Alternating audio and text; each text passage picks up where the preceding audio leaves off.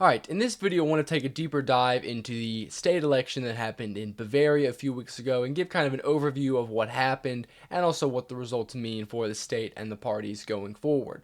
So the CSU came in first place once again with 37%. This was a slight decrease from what they got in 2018, but pretty much on par with that result. The Free Voters, which is the party of the current deputy governor, the junior partner in the coalition under Hubert Aiwanger, won 15.8%. This was an increase of votes by 4.2. This was a victory for the party. They came second place and were able to win a large amount of votes and are able to strengthen their position and demanding for more ministers and more position of power and influence in the government. And this government will be reelected, so not much will change aside from maybe one or two cabinet positions. The AFD, which is to the right of the CSU and the Free Voters, also was able to increase its vote by 4.4, going from 10.2 to 14.6.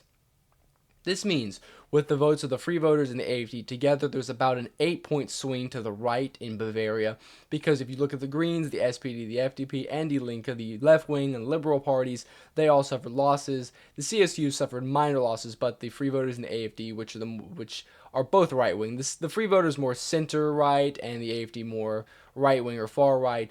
Nonetheless, they both made gains, and that offset the CSU by a clear margin.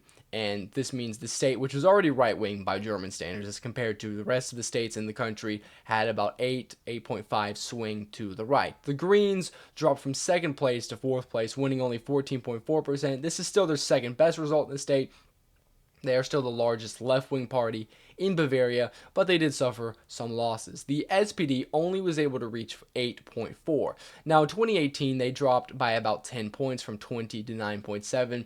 That was their worst result in the state. This is their worst result, I believe, in any German state in the west of the country, in the former states that made up West Germany, in the history since the end of World War II. So this was a horrendous result for the SPD. Not only did they get a disastrous result in 2018, they were not able to improve at all, and they lost even a further point on top of that. It shows that the SPD was basically going nowhere and pretty much irrelevant in this election. And even despite the fact that the Greens lost voters, many of them probably going to be more left-wing or swing independent voters, the SPD wasn't even able to capitalize on that. The FDP also suffered losses, lost its representation in the state legislature, falling below the 5% needed, and the Left Party, which isn't really a factor in Bavarian state politics, dropped even more.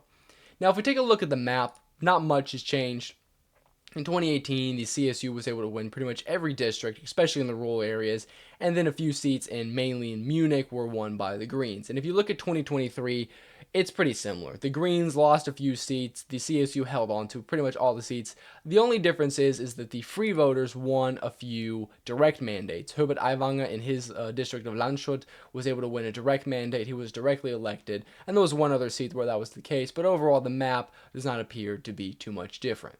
If we take a look at the movement of the voters, we see clearly that there is a shift to the right. The CSU was able to offset its losses to the Free Voters and AFD by picking up gains from the Greens, the SPD, and the FDP. So this is showing that the voters from the center-right CSU are going to more right-wing parties, and the voters from the center-left or centrist parties are going to the center-right CSU. So we have this whole shift across the political spectrum in Bavaria, and this was also the case we saw in Hessen, which held its election on the same day.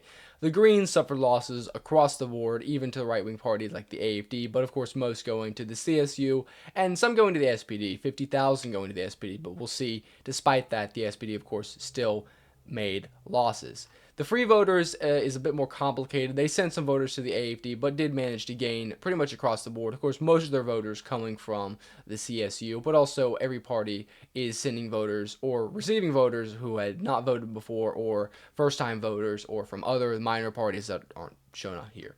Now, the AFD was able to win pretty much across the board. Of course, the CSU and the Free Voters are other right-wing parties. They were able to gain a decent amount from those. But also the SPD, the FDP makes sense. They're economically, on some aspects, similar. But also the Greens is interesting to note. The Greens and AFD don't have too much of a similar idea on really anything. But there were still a large amount of Greens that went to vote for the AFD.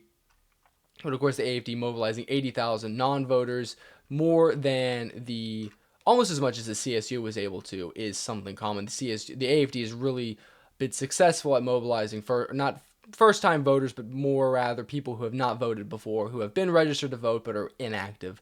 The AFD has been strong at that. The SPD was able to win some voters from the Greens, but that didn't matter because they sent so many voters to the right-wing parties that they were, in the end, still suffering losses. The FDP, well, basically got cut in half. They lost a lot of voters, and they are no longer represented in the state legislature, so they're really not part of the picture anymore. If we look at the age groups, we see, of course, the similar picture to what we saw in Hessen.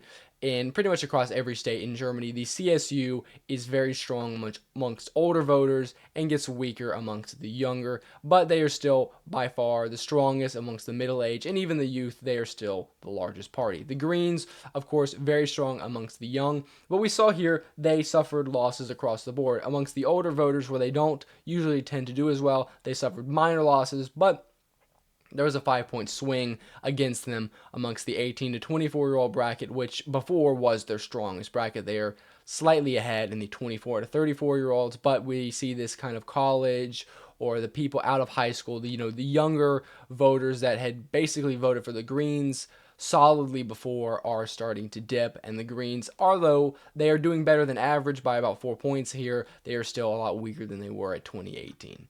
The free voters were able to get pretty much a unison increase across all the age groups of 3 to 5%, and this overall added to a +4 on their aggregate.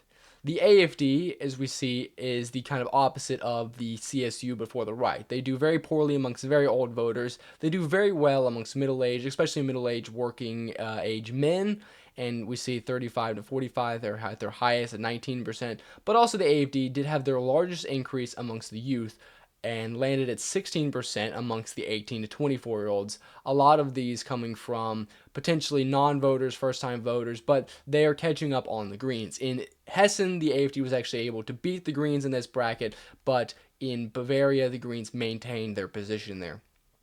But nonetheless, the AFD still made large gains, and the Greens suffered heavy losses. The SPD lost pretty much across the board amongst the older voters, middle-aged voters, the people that had traditionally voted for the SPD, their entire lives, people in their 70s who have probably voted for them in every election. They lost 4 points. That was a big hit. But also amongst the young, they still are gaining support. They are still seen as somewhat of a progressive, younger left-wing party.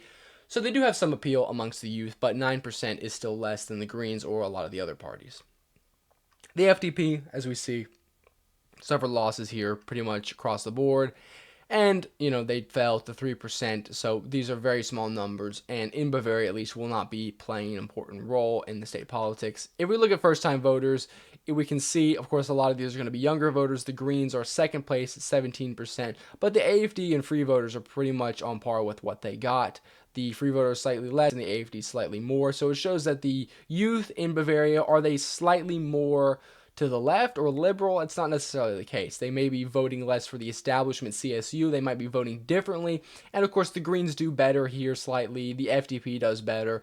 But in general, they're not necessarily more left-wing, only by a small margin. If we look at the 18 to 24-year-old voting bracket, we see, of course, the Greens maintain second place, but the AFD at 16% is a big improvement from what they got amongst this age group.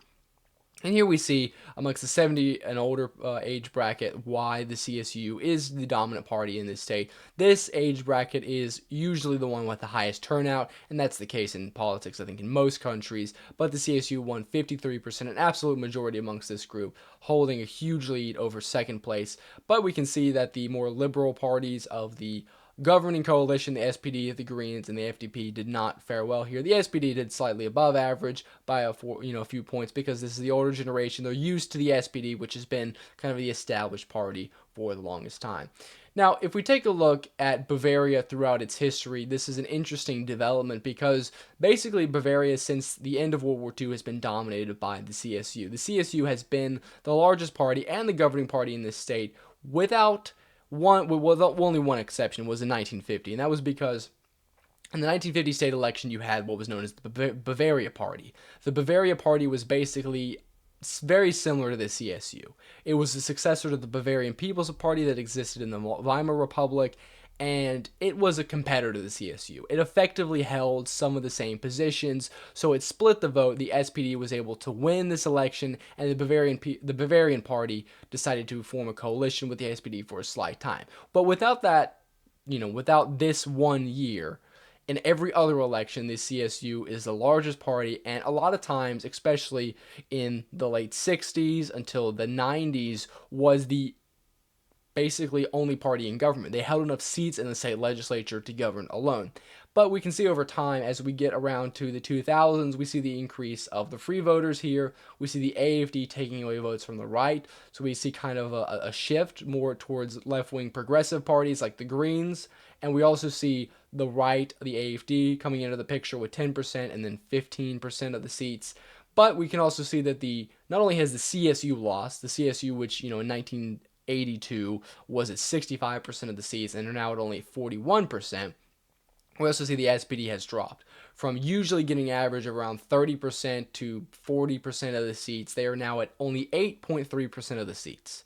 So they have been overtaken clearly by the Greens as the main left-wing party. But even then, we see that the two left-wing parties are not able to win that much. The Greens and the SPD together are weaker than the SPD used to be in the past. The CSU is weaker than it used to be. So we see kind of this diversification of Bavarian politics from a kind of a one-party state with a single opposition party to still, a one-party state. The CSU is still the largest party by far. They're still dominant, and part of the reason is because there's not a unified opposition against them. There's two right-wing parties, two left-wing parties. Together, they've prevented the CSU from winning an absolute majority, and there could be a coalition that ousts the CSU from power. Maybe we'll have a governor from another party, but for now, it's really not likely that will happen because the CSU is just in the strongest position, and the opposition is divided between the right and left. But nonetheless, we see a huge change in this state from what the black and red, the CSU and the SPD used to hold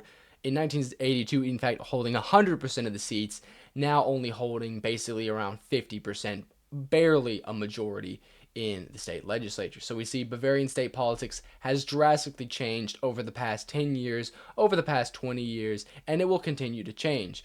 And this election increased that even further. But that is all for this video. I wanted to give you guys an overview of the election results and also kind of this graph that shows what the state's history has been politically and where it is on track to go in the future. And I hope you guys liked and enjoyed the video. If you do, please share and subscribe, and I'll see you in the next one.